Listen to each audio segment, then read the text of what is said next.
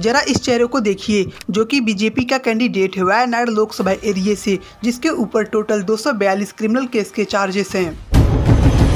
नवीन जिंदल कांग्रेस के farmer MLA, जिसके खिलाफ कोल ब्लॉक के स्कैम के रिगार्डिंग ईडी ने केस फाइल किया था और मोदी जी ने करप्शन के खिलाफ आवाज उठाते हुए ये कहा था, भाइयों बहनों, ये कोयले को भी चोरी कर गए ऐसे नेताओं से आज आपकी बर्बादी।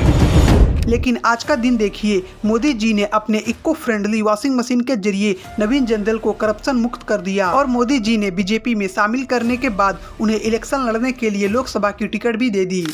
देवाशीष धर जो कि एक आईएएस ऑफिसर है, उन्हें ममता बनर्जी की गवर्नमेंट ने सस्पेंड किया था 4 लोगों की मौत के कारण, जो कि इलेक्शन में हुआ था। और वही देवा आशीष जो कि अपने आईएएस पोस्ट से रिजाइन देने के बाद कैंडिडेट बन जाते हैं बीजेपी के लोकसभा चुनाव के लिए। Washing machine, washing powder, washing machine market में एक ऐसी वॉशिंग मशीन आ गई है और एक ऐसा वॉशिंग पाउडर आ गया जो बीजेपी पार्टी 2014 में खुलेआम दावा करती थी कि आने वाले दिनों में हम भारत को करप्शन मुक्त बना देंगे। आज वही बीजेपी पार्टी करप्ट और क्रिमिनल के लिए अपनी बाहें खोल के खड़ी है और उन्हीं करप्ट और क्रिमिनल नेताओं के साथ में आज बीजेपी खड़े होने के बाद 400 पार का नारा लगा रही है। अब की बार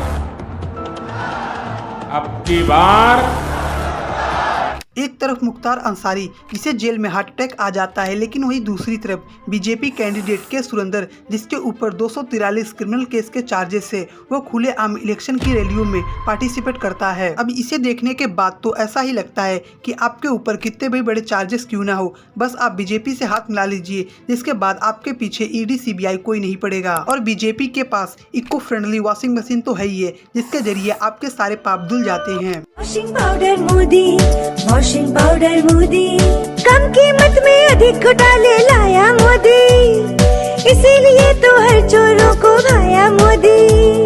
washing powder Modi, washing powder Modi, Modi.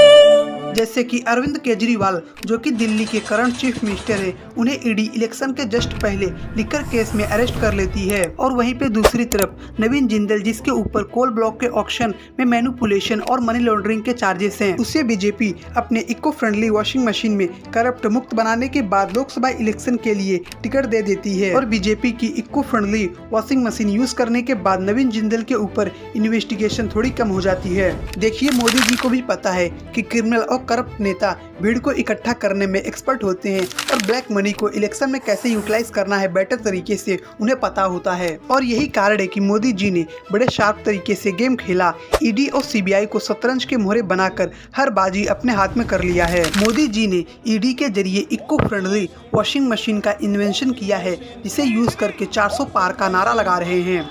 Washing machine.